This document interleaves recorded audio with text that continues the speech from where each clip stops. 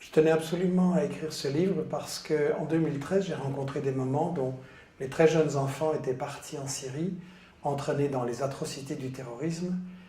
Et en juin 2013, j'ai proposé aux personnalités des 4 grands partis en Belgique de faire un débat sur le thème « Que pouvons-nous faire pour les empêcher de partir là-bas » Par une personne, aucun n'a voulu venir, apparemment ils s'en fichaient, ça m'a interpellé.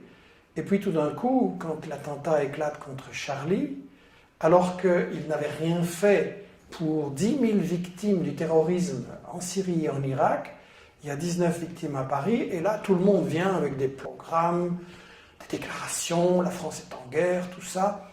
Est-ce que ça va marcher, leur solution, ou est-ce que nous allons être entraînés dans encore plus d'engrenage et de violence?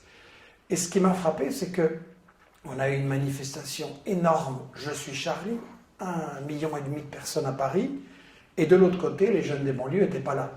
Et chez eux, quand on les interroge, on n'ose pas forcément le dire, mais c'est plutôt « je ne suis pas Charlie ». Donc on a un clivage, on a une fracture entre 2 France qui ne suivent pas les mêmes médias, ne croient pas les mêmes infos, ne se parlent plus. Et la question que j'ai voulu poser dans ce livre, c'est est-ce qu'on peut surmonter ce clivage? Est-ce qu'on peut arriver à établir un dialogue entre les Charlie et les pas Charlie?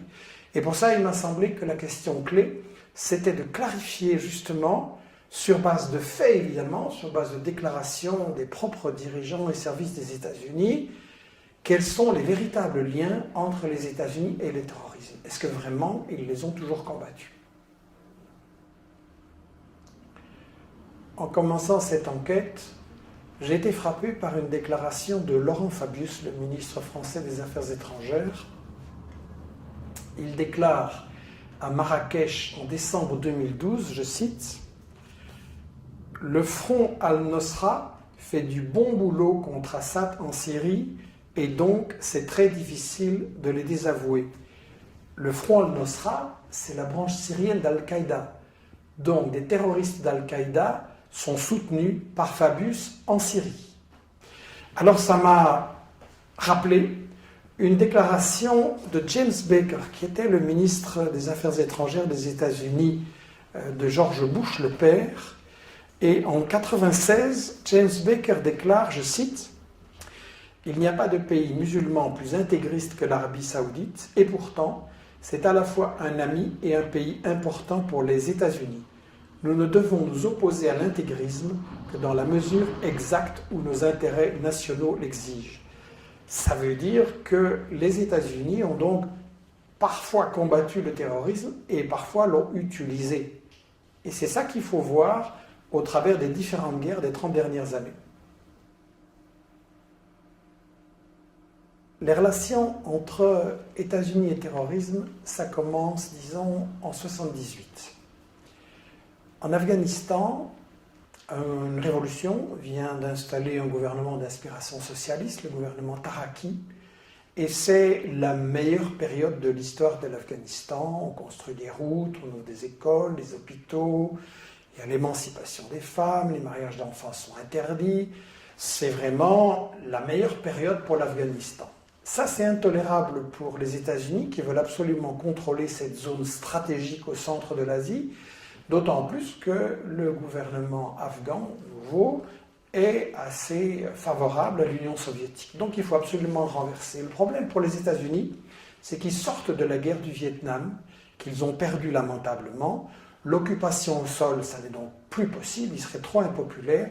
Et donc ils vont recourir à un autre stratagème, une guerre indirecte. Avec l'Arabie saoudite, ils vont recruter, financer, armer dans une opération secrète, la CIA, l'opération Ben Laden.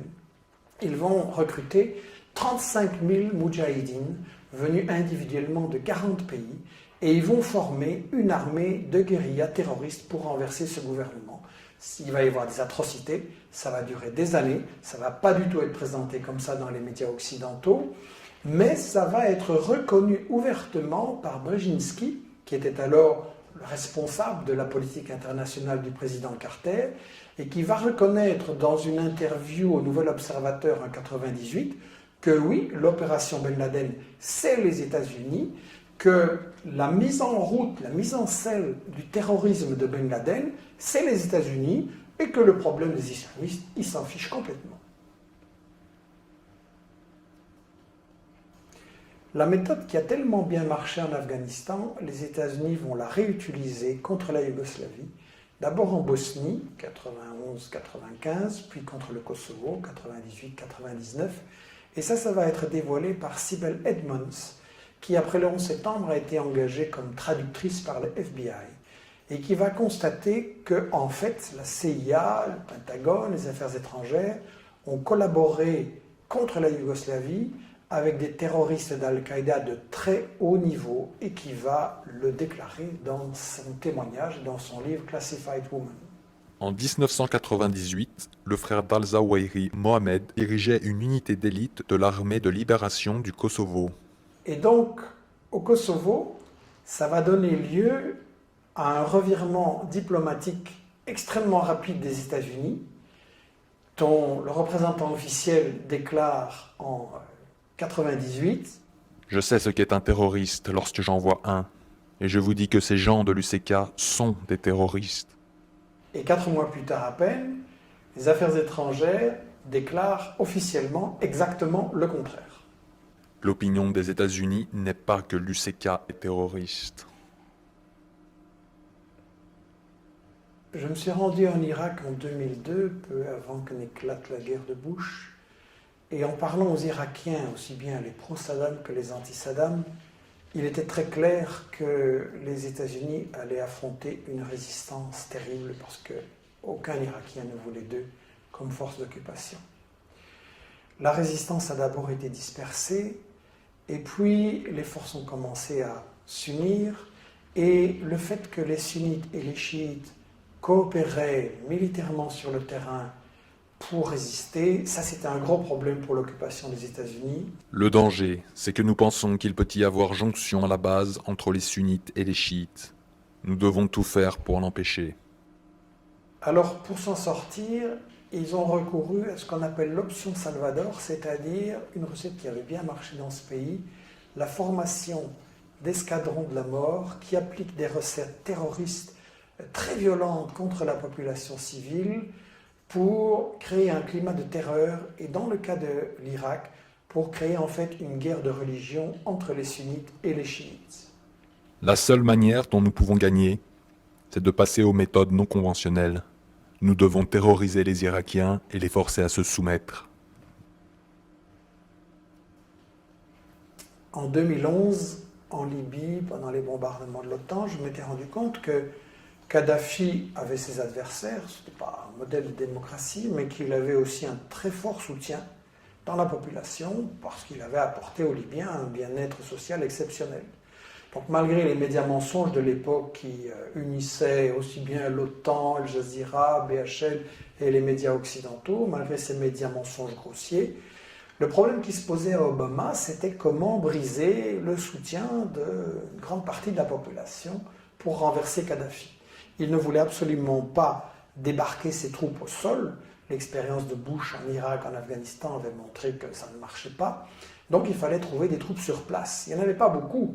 Les seuls qui existaient, c'était les terroristes libyens, la section libyenne d'Al-Qaïda. Et donc on a eu un renversement d'opinion absolument ahurissant, avec en 2007 des sources officielles des États-Unis qui déclarent que ce sont des terroristes. La région de Benghazi à Tobrouk représente une des plus grandes concentrations de terroristes au monde. Et puis en 2011, les sources officielles des États-Unis qui disent que non, ce n'est pas des terroristes, c'est des combattants pour la démocratie. Des douzaines d'anciens combattants du GICL participent aux efforts des rebelles visant à renverser Kadhafi. Ils le font à titre personnel, pas comme groupe constitué. Après la Libye, comme nous l'avions prévu, les armes ont été exportées, et les terroristes avec, vers des pays africains, pas n'importe quels, bien entendu. C'est frappant de voir que les terroristes interviennent toujours là où il y a des ressources naturelles importantes. Et donc on a eu leur intervention au Mali, or, argent, pétrole, uranium, au Niger, uranium, énorme ressource, Puis au Nigeria, le principal producteur de pétrole en Afrique, très important pour les États-Unis, un pays qui pourrait devenir un leader si l'Afrique arrive à s'émanciper, un pays qui de temps en temps regarde un peu vers la Chine. Donc les États-Unis veulent absolument conserver le contrôle. Nigeria, c'est un pays puissant. Et donc là, va s'appliquer la méthode de Brzezinski en Afrique de faire éclater les États trop importants en une série de micro-nationalités. Et donc là, le fait de dresser les chrétiens et les musulmans les uns contre les autres et de rendre le pays ingérable, c'est exactement la stratégie qui correspond aux intérêts des États-Unis. Alors c'est intéressant de savoir que Boko Haram a été financé par des fondations de Grande-Bretagne et d'Arabie Saoudite. On retrouve l'Arabie Saoudite constamment derrière le financement des terroristes qui servent les intérêts des États-Unis. La guerre contre la Syrie n'a pas commencé en 2011, mais au moins en 2009. L'ex-ministre français des Affaires étrangères, Roland Dumas, a confié qu'il avait reçu des propositions des Britanniques disant on va attaquer la Syrie en 2009, donc. Il avait refusé. Et en fait, ça commence plus tôt. Dès 2007, ça se prépare au Liban, où Bandar Sultan, un grand ami de Bush, au point qu'il va être surnommé Bandar Bush, va financer des milices terroristes extrémistes au Liban d'abord et puis en Syrie. Et ça, c'est une opération où l'Arabie Saoudite sert d'intermédiaire pour une filière terroriste organisée par les États-Unis. Les acteurs clés sont les Saoudiens bien sûr et Bandar qui ont conclu une sorte d'accord privé avec la Maison-Blanche. L'idée est d'avoir un soutien financier de l'Arabie Saoudite pour soutenir divers groupes sunnites extrémistes du djihad. Je crois que l'information sur tout ça, c'est trop important et qu'il faut absolument éviter qu'on se laisse entraîner dans cette guerre de religion. D'un côté, on a cette version de l'islam complètement fanatique, rétrograde, violente, qui est développée par les meilleurs amis des États-Unis et de l'Europe, l'Arabie Saoudite et le Qatar. Et de l'autre côté, on a, très très préoccupant en Europe, cette montée de l'islamophobie qui justifie la division des couches travailleuses entre elles sur le plan social ici et sur le plan de toutes ces guerres qu'on prépare contre des pays arabes ou musulmans. Il est vraiment fondamental de rétablir un dialogue entre les Charlie et les pas Charlie. La véritable liberté d'expression, je pense, c'est de pouvoir parler ensemble et débattre sans tabou sur les intérêts cachés et les stratégies cachées de ceux qui prétendent dominer le monde.